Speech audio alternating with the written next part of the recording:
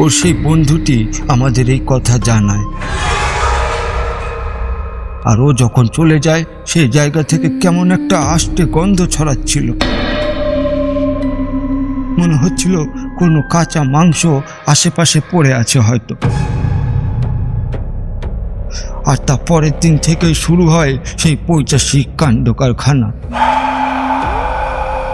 আমার ছেলেকে সারাদিন কিছু খেতে দিলে সে খেতে চাইতো না, খাবার ছুঁড়ে ফেলে দিত। আর ঠিক রাত 12টা বাজলে ও জোরে জোরে চিৎকার করতো আর বলতো, আমাকে মাংস দাও, কাঁচা মাংস দাও, আমার খুব খিদে পেয়েছে।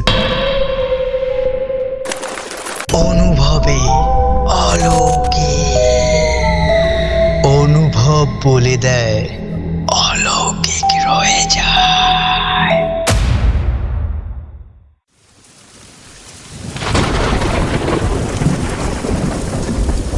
সেদিন সকাল থেকেই একটানা বৃষ্টি পড়ছিল। শুধু বৃষ্টি নয়, তার সাথে সাথে বজ্রপাতও চলছিল একইভাবে। দিনটি ছিল রবিবার, তাই অফিসে ছুটি থাকার কারণে সকাল সকাল স্নান সেরে নিয়েছিলাম। তারপর খাওয়া দাওয়া শেষ করে হাতে ছাতা নিয়ে বেরিয়ে পড়েছিলাম তন্ত্র বাবার আস্তানার দিকে। আবার সেই অলৌকিক সত্য ঘটনার শোনার তীব্র আগ্রহ নিয়ে। আমার বাড়ি থেকে তন্ত্র বাবার বাড়ি খুব একটা দূর ছিল না। ভেতরের রাস্তা দিয়ে হেঁটে গেলে বড় জোর 15 মিনিট সময় লাগতো, কিন্তু আমি বেশিরভাগ সময়ই মোটর বাইক নিয়েই যাতায়াত করতাম। সেদিন অনেক দিন পর মনে হয়েছিল আজ এই বৃষ্টির মধ্যে ছাতা মাথায় দিয়ে একটু হেঁটে হেঁটেই যাই। আমি যখন তন্ত্র বাবার আস্তানায় এসে পৌঁছলাম, তখন ভেতরে ঢুকে দেখি তিনি সেখানে নেই।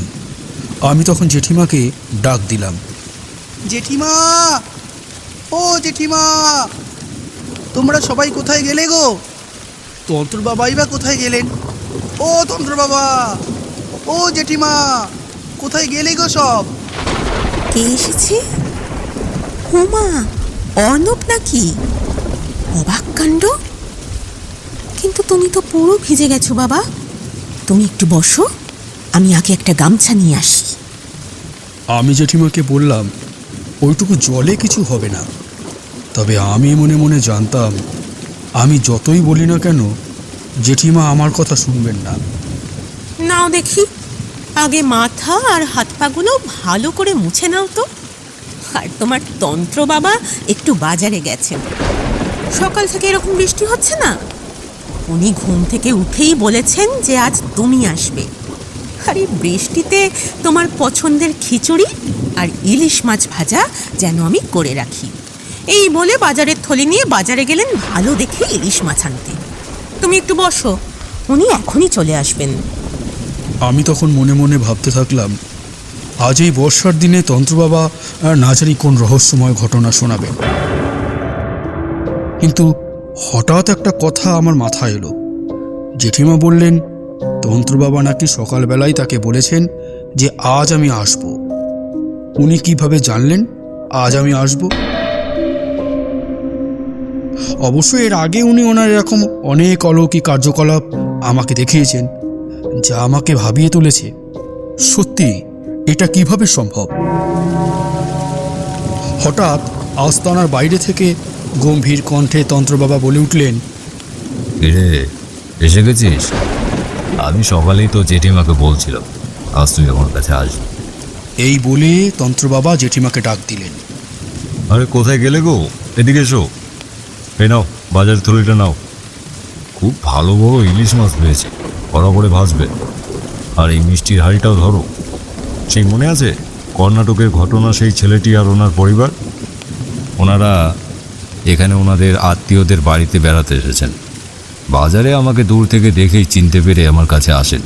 আমরা সবাই কেমন আছি সব জিজ্ঞাসা করলেন এবং শেষে এক প্রকার জোর জবরদস্তি করে এই মিষ্টির হাঁড়িটা আমার হাতে তুলে দিলেন।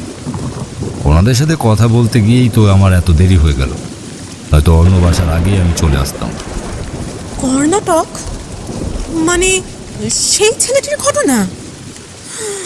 কি ভয়ানক ছিল সেই ঘটনা, সে কি আর এত সহজে ভুলবো? নাও নাও, তুমি হাত পা ধুয়ে নাও, আমি রান্নাঘরে যাই। অর্ণব অনেকক্ষণ ধরে বসে আছে তোমার অপেক্ষায়। তন্ত্র বাবা, জেঠিমা কোন ভয়ানক ঘটনার কথা বলে গেলেন? আগে তো আপনি আমাকে অমন কোনো ঘটনার কথা বলেননি বাবা।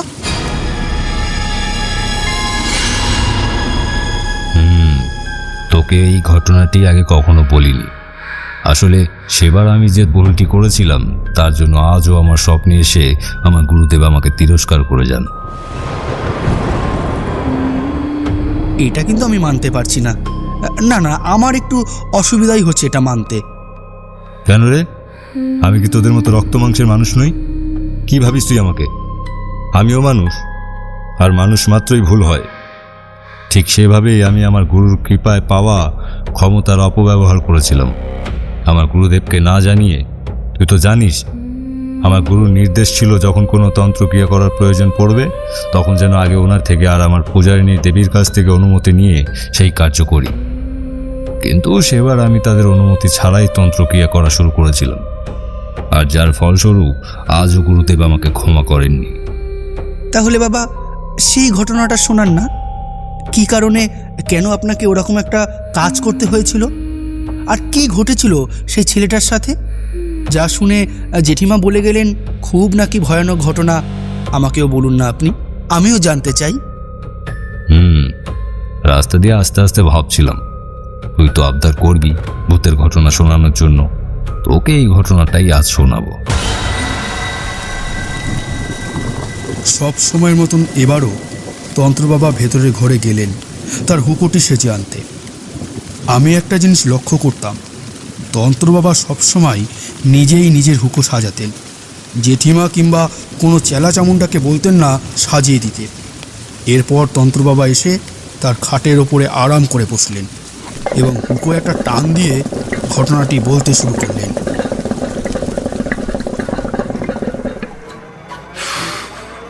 তখন সময়টা ছিল খুব ভালো, সবেমাত্র তো জেঠিমার সাথে আমার বিয়ে হয়েছে।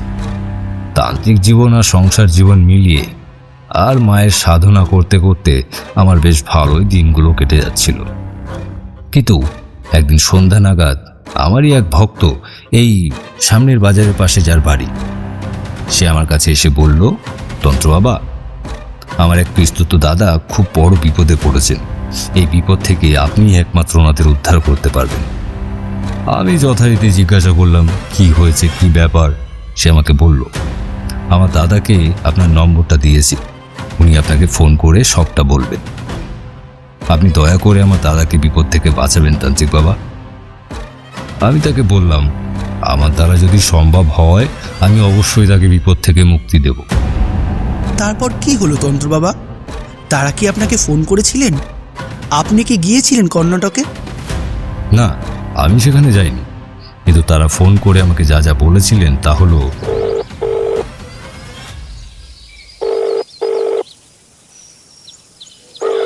হ্যালো তন্ত্র বাবা, আমি আপনার ওখানকার আমার মামার ছেলে থেকে আপনার নম্বরটা পেয়েছি। ও বলেছিল আপনাকে ফোন করে সবটা বলতে। আপনি আমাদের এই বিপদ থেকে উদ্ধার করুন বাবা। আপনি আগে শান্ত হন। হ্যাঁ, আপনার মামার ছেলে আমাকে অনেক আগের পূর্ব পরিচিত, বলতে পারেন আমার এক প্রকার ভক্ত সে। ও আমাকে বলেছিল আপনি আমাকে ফোন করবেন। আপনি কোথায় থাকেন, আপনার নাম কি, আর কি বিপদ আপনার হয়েছে সেসব বিষয়ে আমি কিছুই জানি না। তাই আপনি আমাকে সব খুলে বলুন, কারণ এসব তন্ত্রক্রিয়া সব শুনে তারপর ক্রিয়া শুরু করা উচিত, নয়তো পরবর্তীতে সমস্যায় পড়তে হতে পারে। হ্যাঁ বাবা, আমার নাম কমল চক্রবর্তী। আমার বাবা পশ্চিমবঙ্গে থাকতেন, তারপর ব্যবসার সূত্রে আমরা কর্ণাটক চলে আসি। তারপর থেকে আজ অবধি আমরা কর্ণাটকেই বসবাস করি। এখানে আমাদের অনেক বড় বাড়ি আছে, সেখানে আমি, আমার স্ত্রী, ছেলে আর আমাদের ভাইয়ের পরিবার সহ সবাই একসাথে থাকি। ঠাকুরের কৃপায় আমাদের ব্যবসা এখনো খুব ভালোভাবে চলছে, কিন্তু বিগত 6 মাস ধরে আমরা কেউ শান্তিতে নেই। আমার একমাত্র ছেলে সৌরভ কয়েকদিন অনেক রাতে একটা অনুষ্ঠান থেকে একা গাড়ি চালিয়ে বাড়ি ফিরছিল, আর তার ঠিক পরের দিন থেকেই ওর নিজের ঘর থেকে আর বের হয় না। আর ঠিক রাত 12টা বাজলেই শুরু হয় সেই অলৌকিক কাণ্ড। যার খেসারত আমরা বিগত 6 মাস ধরে দিয়ে আসছি। সেদিনের পর থেকে ওর এমন পরিবর্তন আপনারা দেখতে পাচ্ছেন। সেদিন রাতে ফেরার সময় কি ওর সাথে কোনো কিছু ঘটেছিল? এই ব্যাপারে কি কিছু আপনারা কিছু জানেন? আর রাত 12টার পর আপনার ছেলে কি কি আচরণ করছে সেই বিষয়ে আমাকে খুলে বলুন, আমার সবটা জানা প্রয়োজন। হ্যাঁ বাবা, আমরা খোঁজ নিয়েছিলাম। ও সেদিন ওই অনুষ্ঠান থেকে সরাসরি বাড়ি ফেরেনি। ওর আরেক বন্ধুকে ছাড়তে গিয়েছিল। সেখান থেকে ফেরার পথে নাকি জঙ্গলের রাস্তায় ওর গাড়ি হঠাৎ বন্ধ হয়ে যায়। ওর বন্ধুর বাড়ি ওখান থেকে কাছেই ছিল। সে তার চালককে নিয়ে এসে গাড়ি ঠিক করে দেয়। তারপর ও আবার রওনা হয়। কিন্তু ওর বন্ধু ওখানে পৌঁছাতে আধা ঘন্টা সময় লেগেছিল এবং ওরা যখন ওখানে পৌঁছায় সৌরভের চোখ মুখ দেখে নাকি ওদের ভালো লাগছিল না। আর ওর চালক যখন গাড়ি পরীক্ষা করতে যায় দেখে যে গাড়ি কিছুই হয়নি, গাড়ি ঠিকঠাকই ছিল। তারপর নাকি ও কাউকে কিছু না বলে গাড়িতে বসে সোজা চলে আসে। ওর সেই বন্ধুটি আমাদের এই কথা জানায়। আর ও যখন চলে যায় সেই জায়গা থেকে কেমন একটা আষ্টে গন্ধ ছড়াচ্ছিল। মনে হচ্ছিল কোনো কাঁচা মাংস আশেপাশে পড়ে আছে হয়তো। আর তা পরের দিন থেকেই শুরু হয় সেই পৈশাচিক কাণ্ড কারখানা। আমার ছেলেকে সারাদিন কিছু খেতে দিলে সে খেতে চাইতো না, খাবার ছুঁড়ে ফেলে দিত। আর ঠিক রাত 12টা বাজলে ও জোরে জোরে চিৎকার করতো আর বলতো, আমাকে মাংস দাও, কাঁচা মাংস দাও, আমার খুব খিদে পেয়েছে, আমার মাংস চাই। এভাবে একটানা চিৎকার করে যেত। আর শুধু এটাই নয় বাবা, যদি মাংস না পেত ওর মাথা সামনের দিক থেকে পুরো পিছন দিক অবধি ঘুরে যেত। সেই দৃশ্য প্রথম দিন দেখে আমার স্ত্রী তো অজ্ঞান হয়ে পড়েছিল। তারপর তারপর আপনারা কি করেছিলেন? দিয়েছিলেন ওকে কাঁচা মাংস? আর ওকে ঠিক করার কোনো ব্যবস্থা করেননি আপনি?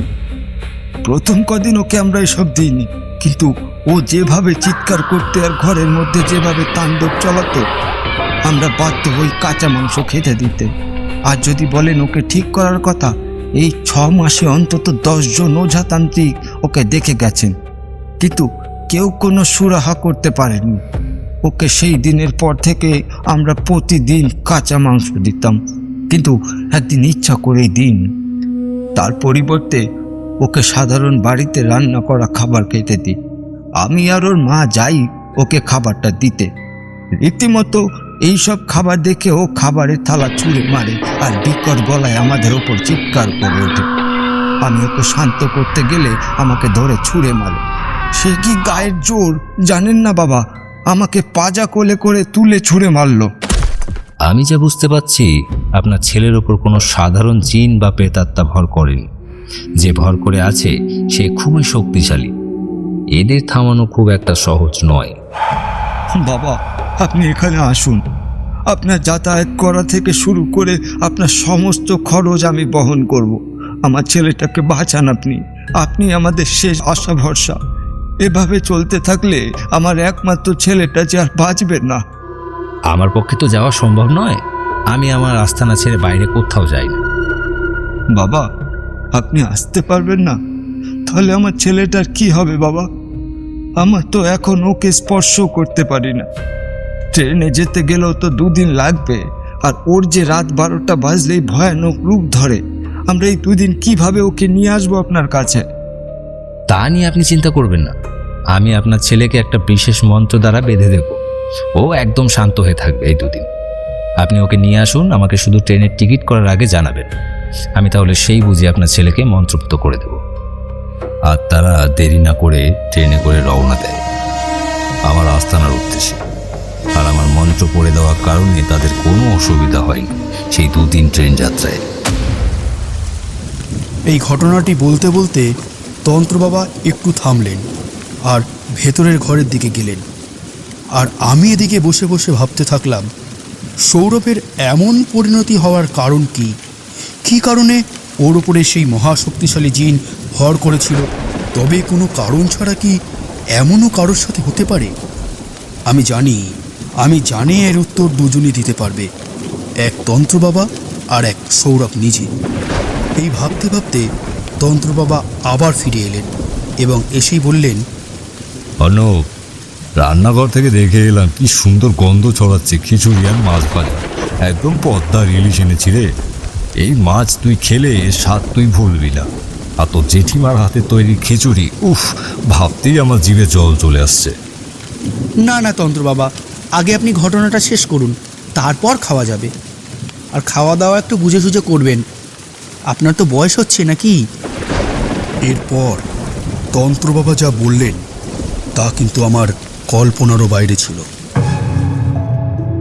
ওনারা সেদিন বিকেলে ট্রেন থেকে নেমেছিলেন এবং সন্ধ্যার মধ্যে আমার আস্তানায় নিয়ে আসেন ওকে। কিন্তু আমি তখন গিয়েছিলাম দেবাদিদেব মহাদেবের মন্দিরে, যা আমার আস্তানার পাশেই ছিল।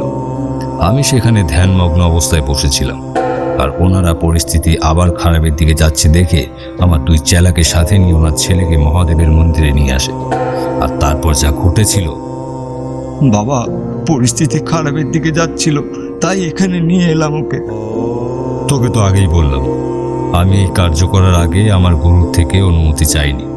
আমি জানতাম সেদিন যদি আমি কোনো ছোট্ট একটা ভুল করতাম আমার সাক্ষাৎ মৃত্যু হতো, কিন্তু তবু আমি সেই কার্যক্রিয়া করা শুরু করি। এই তোরা যা, আমার আস্তানা থেকে যজ্ঞ কুণ্ডটা নিয়ে আয়। এই জিনকে তাড়াতে হলে মহাযজ্ঞ করতে হবে আমাকে। আজ দেবাদিদেব মহাদেবের কৃপায় এই ছেলের থেকে জিনকে আমি মুক্ত করব। সৌরভের মুখটা হঠাৎ পরিবর্তন হতে শুরু করলো। ও খুবই রেগে গিয়ে ভারী গলায় আমাকে বলল, এই দেখে রে, অনেক বড় সাধক হয়েছিস নাকি? তোর তোর কি জীবনের মায়া নেই? তোর না পরিবার আছে? কেন কেন আমার কার্যে বাধা দিচ্ছিস তুই? ভালো চাস তুই সব ক্রিয়া করিস না, পরের ফল কিন্তু ভালো হবে না। যেহেতু আজ আমি আমার আস্থানায় ক্রিয়া করছিলাম না, মহাদেবের মন্দিরে করছিলাম, তাই আশেপাশে সব লোকজন গোল করে জোর হয়ে গিয়েছিল। সৌরভের এই বিকট গলার শব্দ শুনে আমি তখন ভাবতে থাকি, আমাকে যেভাবেই হোক না কেন এই ক্রিয়া সম্পূর্ণ করতেই হবে, কারণ আমি যদি ব্যর্থ হই আমি তো মারা যাবই। তার সাথে সাথে এই লোকালয়ের এত মানুষ হয়তো অকালে প্রাণ হারাবে। তখন আমি একটাই কথা ভাবি, গুরুদেব আমাকে বলেছিলেন সত্যের জয় আর ভালোর জয় হয় সর্বদা। এর মধ্যে আমার ছেলেরা যজ্ঞকুণ্ডের সাথে আরও যা যা সামগ্রী প্রয়োজন সব নিয়ে এসেছিল। তারপর তোকে কিন্তু আমি আবার সাবধান করছি সাধক, তুই এই ক্রিয়া করিস না, তুই এই ক্রিয়া শুরু করিস না। তোকে আমার হাত থেকে কেউ বাঁচাতে পারবে না। আমি এই ছেলেটার শরীর থেকে যাব না। তোর যা ইচ্ছা তাই করে নে, দেখি তোর কত ক্ষমতা। তুই দেখেই যা আমি তোকে কিভাবে তাড়াই। তোদের মতো জিন আমি অনেক দেখেছি, তোদের কোনো মায়া দয়া নেই। তোরা এই ছেলেটাকে কষ্ট দিতে, ওর বাবা মাকে কাঁদাতে একবারও ভাবিস না। আজ দেবাদিদেব মহাদেবের কালভৈরব রূপকে স্মরণ করে আমি এই ক্রিয়া শুরু করব। কালভৈরবের কাছে তোরা নগণ্য মাত্র। এই কথা বলে আমি কালভৈরবের মন্ত্র পাঠ করা শুরু করি, কিন্তু আমি ওর ক্ষমতার সাথে পেরে উঠছিলাম না। তার কিছুক্ষণ পর আমি কি করেছিলাম তা আমি নিজেও জানতাম না। আমাকে আমার চেলারা বলেছিল পরে, আমি নাকি চোখের আগুনে আমার এক পা ঢুকিয়ে দিয়েছিলাম। আমি নাকি তখন রুদ্র রূপ ধারণ করেছিলাম, আর ওদিকে থেকে অনবরত সৌরভ আমাকে হুমকি দিয়ে যাচ্ছিল। শেষে নাকি সেই জিনটি ওর শরীর থেকে বেরিয়ে মন্দিরের মধ্যস্থলে একটা বড় বট গাছ ছিল, সেটিকে উপড়ে নিয়ে মন্দিরের পাঁচিল ভেঙে চলে যায়। আর ও যাওয়ার সাথে সাথেই আমি জ্ঞান হারিয়ে মাটিতে পড়ে যাই। তারপর আমার জ্ঞান ফিরলে দেখি ছেলেটি সুস্থ হয়ে গেছে, তার মা বাবা আর সে আমার পায়ের কাছে বসে আছে আমার দিকে চেয়ে। তার বাবা বললেন, আপনি আমার ছেলেটাকে বাঁচালেন তান্ত্রিক বাবা। আপনি জানেন না আমাদের কত বড় উপকার আপনি করলেন। আমরা আপনার এই ঋণ কখনো শোধ করতে পারবো না, আর আপনার এই রুদ্র রূপটাও আমরা কখনোই ভুলতে পারবো না। আপনি আপনার প্রাণ বাজি রেখে আমার ছেলেকে বাঁচিয়েছেন, আমরা চিরকৃতজ্ঞ থাকবো আপনার কাছে। কিন্তু তান্ত্রিক বাবা, একটা আশ্চর্য ঘটনা ঘটেছে। আমার ছেলে সেই বন্ধুটি নাকি একটু আগে মারা গেছে, যাকে বাড়ি ছাড়তে গিয়ে ওর এই অবস্থা হয়েছিল। আমার ভাই আমাকে ফোন করে জানালেন এই খবর। আমি তখন সবটা শুনে ভালো করে বুঝতে পারি, কিন্তু তারা চলে যাওয়ার পরেই আমার গুরুদেবের এক বিশেষ ফোন থেকে আমার ফোনে কল আসে, আর ফোনের ওপরে গলাটা ছিল আমার খুবই চেনা। আহাম্মক কোথাকার, তুই কি জানিস তুই কি করেছিস? তোর কোনো ধারণা আছে কাল কার সাথে তুই লড়াইয়ে নেমেছিলি? ও একটা খুবই শক্তিশালী জিন ছিল, আর ওটিকে সেই ছেলেটির উপর চালান করা হয়েছিল। আর সেটা কে করেছিল তাকে তুই জানিস? গুরুদেব, আমাকে ক্ষমা করুন। আমি আপনার থেকে অনুমতি না নিয়েই এই ক্রিয়া করা শুরু করেছিলাম, কিন্তু আমার ক্রিয়া করতে করতে আমি অন্য জগতে চলে গিয়েছিলাম। আমার কিছুই মনে ছিল না আমি কি করেছি না করেছি। আর আপনি কিভাবে জানলেন যে আমি বিপদে পড়েছিলাম? আর সেই ছেলেটির ঘটনাই বা আপনি কিভাবে জানলেন? আর কে জিন চালান করেছিল ছেলেটির উপর? তোকে আমি বারবার সাবধান করে দিয়েছিলাম, তোর সাধনা শেষ হওয়ার পর যখনই কোনো ক্রিয়া করবি আগে আমার থেকে অনুমতি নিয়ে নিবি। তুই মনে হয় ভুলে যাস যে তুই একা নোস, তোর একটা পরিবারও আছে। আমি আমার বিশেষ ক্ষমতার সাহায্যে জানতে পারি যে তুই বিপদে আছিস, তাই আমিও তোর সাথে সাথে ক্রিয়া করতে বসেছিলাম। আর ওই ছেলেটির যে বন্ধুকে ছাড়তে গিয়ে এমন ঘটনার আবির্ভাব হয়েছিল, সেই বন্ধুই চিন্তা চালান করেছিল ওর উপর। সেদিন ওকে ওই জঙ্গলের রাস্তায় নিয়ে যাওয়াটা ছিল একটা ফাঁদ। ওর বন্ধুটি এমন করলো কেন গুরুদেব? কোনো শত্রুতার কারণে তার বন্ধুকে সে এমন বিপদে ফেললো? আর কি কারণ? কম বয়সের ছেলেপুলে এরা, প্রেম সংক্রান্ত কারণে এমনটা করেছিল সে। ওই ছেলেটি যে মেয়েটিকে ভালোবাসতো, তার বন্ধু আরও একই মেয়েকে ভালোবাসতো। তাদের মধ্যে আগে একবার এই নিয়ে কথা কাটাকাটি হয়েছে। শেষে ওর বন্ধুটি এক কাপালিকের কাছে গিয়ে ওই ছেলেটির শরীরে এক ভয়ানক রকমের শক্তিশালী জিন চালান করিয়েছে। তোর যদি বিশ্বাস না হয় তুই ওই ছেলেটিকে ফোন করে জিজ্ঞেস করে নিতে পারিস। না না গুরুদেব, আপনাকে অবিশ্বাস করব এমন ক্ষমতা আমার এখনো হয়নি। আপনার প্রতি শ্রদ্ধা যেন আমার শেষ জীবন অবধি একই থাকে, এইটুকুই চাওয়া আমার মা পূজারিনীর কাছে। মূর্খ একটা! আর কখনো যদি আমার অনুমতি না নিয়ে কোনো ক্রিয়া করেছিস, সেদিন বুঝবি তোর গুরুর তেজ কতটা।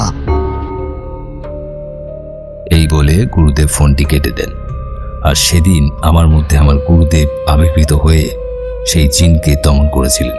নয়তো আমার একার পক্ষে তা সম্ভব হতো না, হয়তো আমি প্রাণেই মারা পড়তাম। তাহলে তোর প্রশ্নের উত্তর পেলি তো, যে কে সৌরভের সাথে আর কেন এইরকম কাজ করেছিল? আমি অবাক হয়ে যাই তন্ত্র বাবার এই কথাগুলো শুনে। এরপর উনি যখন ঘরে চলে গেলেন, তখন আমি নিজের মনে মনেই ভাবছিলাম উনি কিভাবে জানলেন আমি কি ভাবছিলাম। ওনাকে এই কথাগুলো জিজ্ঞেস করায় উনি মুচকি হালকা হেসেছিলেন। এই হাসির মানে কিন্তু আমি জানি। তাহলে চলো বৎস, এবার জমিয়ে গরম গরম খিচুড়ি আর পদ্মার ইলিশ মাছ ভাজা খাওয়া যায়। তাহলে আজকের ঘটনা থেকে কি বুঝলি রে বাবা? আজকের এই ঘটনা থেকে এটাই বুঝলাম যে প্রেম এমন একটা জিনিস যা বন্ধুকে শত্রু বানাতে 2 মিনিটও সময় নেয় না, বন্ধুর ক্ষতি করতে একবারও ভাবে না। আর প্রেম কখনো জোর করে আদায় করা সম্ভব নয়। আজ সে যদি এটা বুঝতো, তাহলে সৌরভকে এত মাস ধরে কষ্ট পেতে হতো না, আর এই ভরা জীবন ছেড়ে এত তাড়াতাড়ি তাকে পৃথিবী থেকে চলে যেতে হতো না।